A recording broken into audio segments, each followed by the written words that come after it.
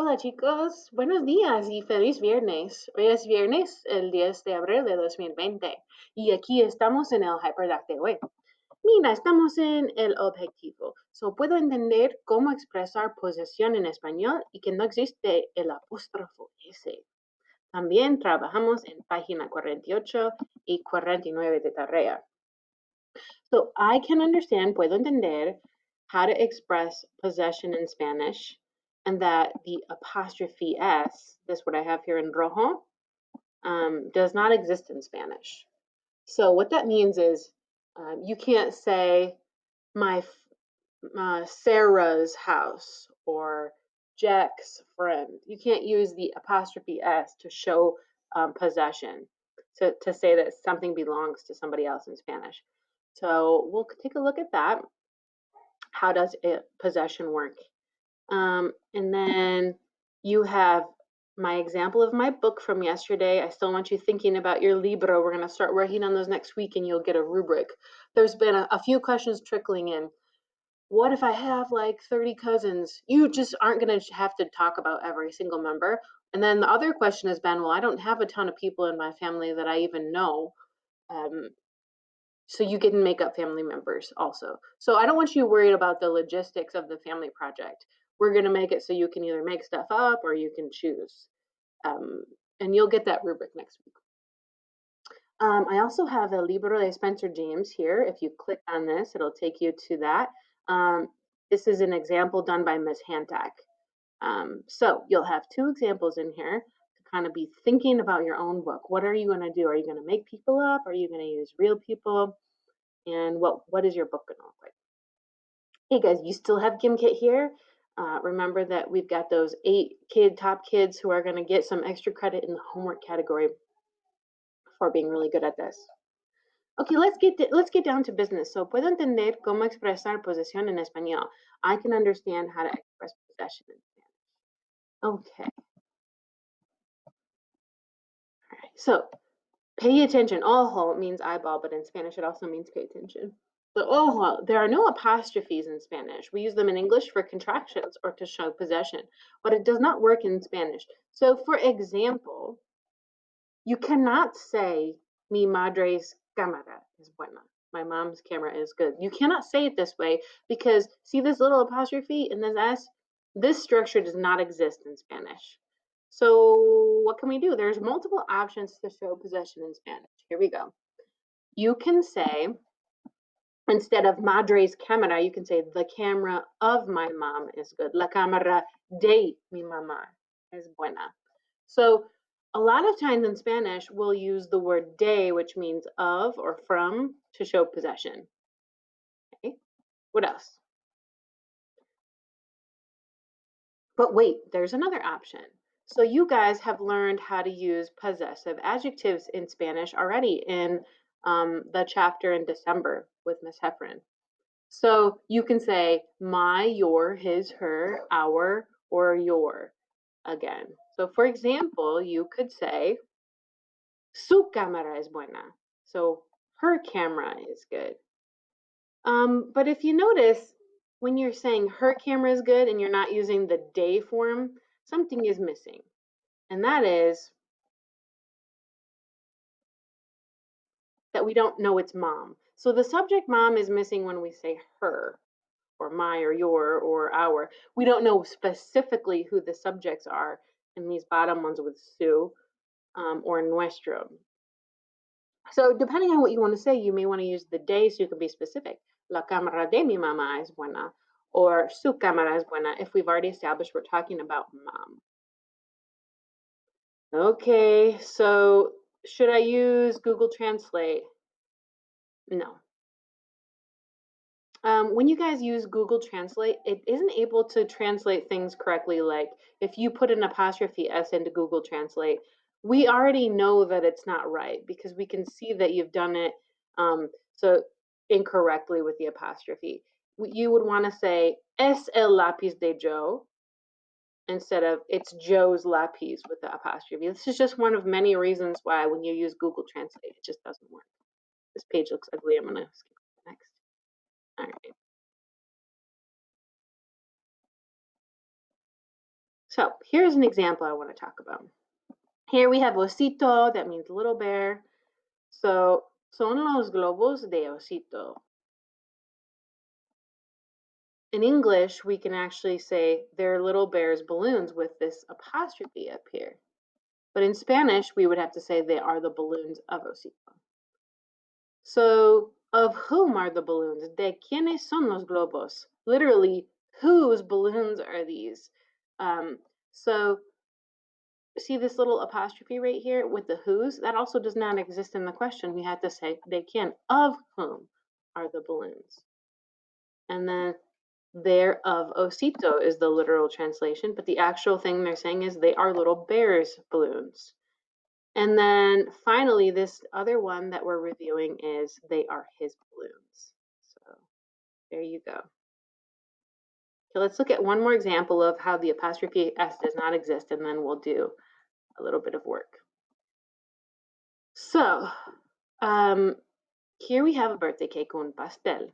So there's a question. ¿De quién es el pastel? So of whom is the cake? Or in English, we'd say, whose cake is this? And we're going to say, it's Hannah's cake. But we cannot use this apostrophe S. So we're going to say, it's the cake of Hannah. And that would look like, es el pastel de Hannah. We can say it's Hannah's and we can get rid of some of this information. We can get rid of the word cake. We can just say, es de Hannah. It's Hannah, so it's of Hannah. We just got rid of the word cake. One thing we never got rid of was the is and the of when we're showing possession. And then finally, if we're going to use a possessive pronoun, we can say es su pastel. It's her cake. Now, the thing that's missing down here is the word Hannah. So it's okay to use possessive pronouns when we know who the subject is already. Okay, that's just a quick little introduction to showing possession. In the future, if I see apostrophe S's on your work, I'll probably say, how do we show possession in Spanish with de to you? And you're going to want to reference this information, that in Spanish, we don't have that. And we have to use es de or son de or and so on. Okay. All right, chicos. That is your understanding of how to express possession in Spanish and that the apostrophe S does not exist. There is some practice we're going to do on that. It's página 48. Okay, so abren tus libros. Everybody get ready. Open up your book to página 48. Aquí está. Los regalos perfectos.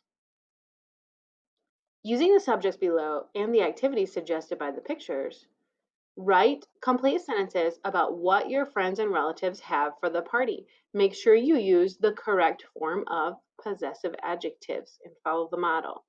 So your possessive adjectives are mi, tú, tú.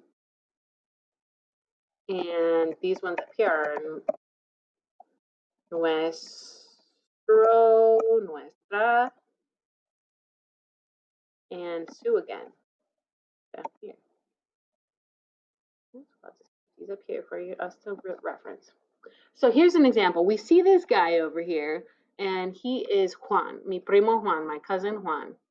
So my cousin Juan has his camera. Mi primo Juan tiene su cámara. So using this model, we're going to say what my relatives have of theirs. Okay. Mis tíos, that's the subject right here. So my aunts and uncles. Mis tíos tienen. So where did I get tienen? Okay, because we're going to say they have, and this is a they have form. Tienen, and then there, what do they have there? It looks like lights or decorations. Let's say decorations. Should we say mi, tu, su, nuestro, or su for their? They have their own decorations. It should come from this box. It should be there. Now, each and every one of these can be plural, meaning we might put an S on the end. For decorations, is that one or multiple decorations? It's multiple. So you should have the S on the end for their decorations. Notice how I didn't ask if there's more than one aunt or uncle. It's not about the subject when you're using the possessive adjective pronoun. It's about the object. So whatever it is that they have is going to tell us whether it will be Sue or Sus, me or mis, tú or tus, and so on. Okay, so mis tíos tienen sus decoraciones. Vale, let's do some more.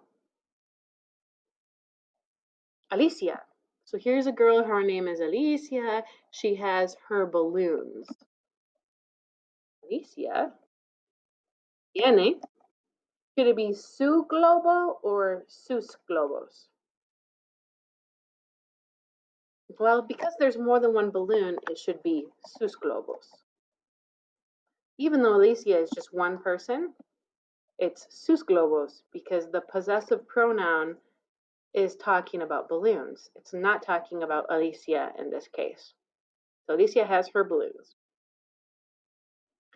All right, you have your, that little thing is a piñata. So tú tienes tu piñata. Piñata. So I'm going to go ahead and mark this accent, even though I don't always do that, because there is a difference between tú and this kind of tú without an accent. This tú means you. This tú means your. So you versus your. You have your piñata. All right. Número cuatro. So this is a group of we, and we have something. So we'll start with we have. Nosotros tenemos. Now we're going to use the word our, and it means to be for light. These are las luces in Espanol. Look at your vocab page for the rest of these things. You'll be able to find camera, cake, all that stuff. So las luces are feminine, and we can either have nuestro, nuestra, nuestros, or nuestras. So what should we use to say our lights if they're las luces? We should say nuestras. So nosotros tenemos nuestras luces. Vale. All right, chicos, go ahead and pause your video and finish up these last examples. We have camera, cake, flowers, and what's this down here? Nuestros, maybe pictures? Yeah, fotos. Look on your list for the object that this would make sense for. One. All right, I was gonna do this page with you guys today, but I think if you just finish this one, we'll be good. And if you go over your libro, let me see here, de Spencer James. So another example of a book. Okay, when you guys get here, you'll be able to hear Miss Hantak reading. Here you go, let's listen. La familia de Spencer James, de All American, por Ana da Costa. Su padre se llama Corey James. Corey es muy interesante y difícil. A su padre le gusta el fútbol americano. So aside from doing your workbook page 48, also read through El Libro de Spencer James by clicking through your hyperdoc today. Okay, guys, you're doing a fantastic job. I love seeing your faces in the flip grid every day. I know that some of you are kind of struggling because you have a lot to do, so I'm trying my best to make the lessons just a little burst of something each day and not too much work. Please contact me if you're struggling. I know some of you guys are sick, some of you have sick family members, some of you guys have nurses in your family or healthcare workers, or you're just kind of staring at the computer screen like you can't kind of force yourself to do things. I see you guys, I know you're working really hard, and I really care about you, and I miss you a whole bunch. So just let me know if there's anything I can do to help, and just do your best to stay on top of the daily lessons. If you miss something one day, I'm not sitting here marking your grade down. I just want you guys to know that. These lessons are just meant to help you stay on track with when you have to turn something in occasionally. And one thing you'll have to turn in is your workbook pages, and the other thing you'll have to do is this book. Okay, so just two things that you'll have to turn in, but daily lessons. All right, I just wanted to kind of throw that out there because I know that at this point we're looking at staying home for the whole semester, and so I don't know, you guys may be very disappointed because I am. I miss you guys a lot. Okay, with that being said, please record your password today, and I want you to answer the question, ¿Cómo son tus abuelos? So I chose a plural subject, your grandparents, abuelos. And that's because I want to hear your adjective endings change and your verb use. So you're going to say, mis abuelos.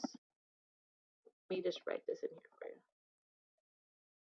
you. Mis abuelos. And you're going to choose it to be son, and then some type of adjective that ends in either os or es, depending on what it is. So let me hear really clearly when you hit the big green button. Mis abuelos son simpáticos. Mis abuelos son graciosos. Mis abuelos son pacientes. I realize not everybody knows their grandparents. Mine have passed away. But remember, we're just doing this for the speaking practice. Okay, guys, happy Friday. Feliz viernes. Tell me, ¿cómo son tus abuelos? Adiós.